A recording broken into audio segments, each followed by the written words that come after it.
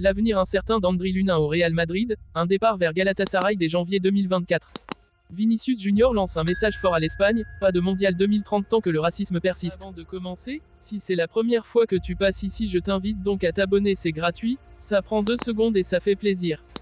Merci beaucoup à toi. En ce mois de septembre 2024, le Real Madrid s'apprête à disputer son 5e match de championnat contre la Real Sociedad. Alors que les merengues entament leur quête pour sécuriser une nouvelle couronne en Liga, une situation intrigante se dessine en coulisses, menaçant de perturber l'équilibre de l'équipe. Le gardien de but Andriy Lunin, pourtant lié au club jusqu'en 2030 suite à une récente prolongation, pourrait quitter la Maison Blanche dès le mercato hivernal. L'ombre d'un départ malgré une prolongation. Le Real Madrid a officialisé la prolongation du contrat de Lunin jusqu'en 2030 il y a à peine quelques mois, démontrant ainsi sa confiance en lui pour l'avenir. Pourtant, des informations récentes indiquent que le gardien ukrainien serait déjà sur le départ. Son manque de temps de jeu derrière Thibaut Courtois, incontestablement le titulaire indiscutable dans les buts madrilènes, aurait poussé Lunin à envisager un changement de cap. À 25 ans, Lunin sait que ses meilleures années sont devant lui, et il aspire à un rôle de premier plan, une opportunité difficile à trouver dans un club aussi compétitif que le Real Madrid.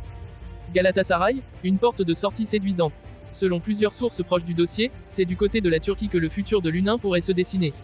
Galatasaray, l'un des clubs les plus prestigieux du pays, aurait montré un intérêt grandissant pour recruter le gardien dès le mois de janvier. Le club stambouliote, actuellement en quête d'un gardien d'envergure pour renforcer son effectif, serait prêt à lui offrir un poste de titulaire, un argument difficile à ignorer pour Lunin. Les négociations auraient déjà commencé entre les différentes parties, et bien que le Real Madrid ne soit pas officiellement entré en discussion pour le moment, il ne serait pas enclin à bloquer son départ si une offre sérieuse venait à se présenter.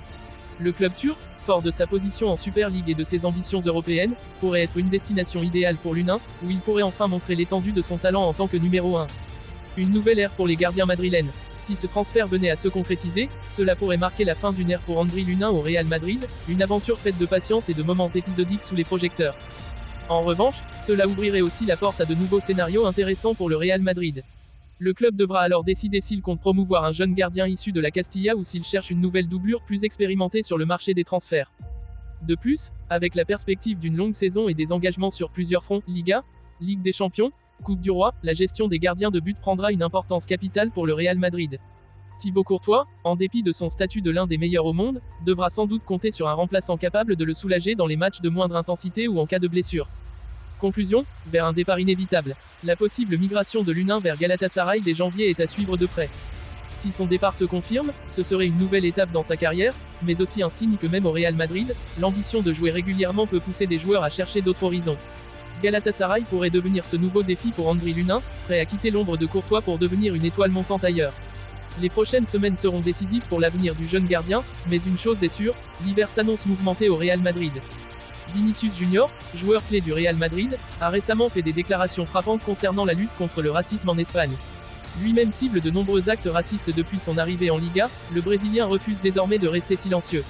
Dans une prise de parole marquante, il a souligné que l'Espagne ne devrait pas accueillir la Coupe du Monde 2030 tant que des mesures sérieuses contre le racisme ne sont pas mises en place. Lors d'une interview, Vinicius a évoqué avec émotion le racisme omniprésent dans les stades, affirmant que ces incidents ne sont pas des faits isolés mais le reflet d'un problème plus large au sein de la société. L'Espagne est un pays magnifique, mais le racisme y gangrène le football. Il est temps que cela change, a-t-il déclaré. Je ne suis pas le seul à être touché, de nombreux joueurs de couleur sont également visés. Il serait impensable que ce pays organise la Coupe du Monde sans agir. Vinicius a également appelé les autorités à réagir rapidement. Le football doit être un symbole d'égalité et de respect. Nous ne pouvons plus détourner le regard, a-t-il ajouté, exhortant à une réforme pour rendre le sport plus inclusif. Ce n'est pas seulement une question d'image pour l'Espagne, mais de montrer au monde que le football peut être un moteur de changement.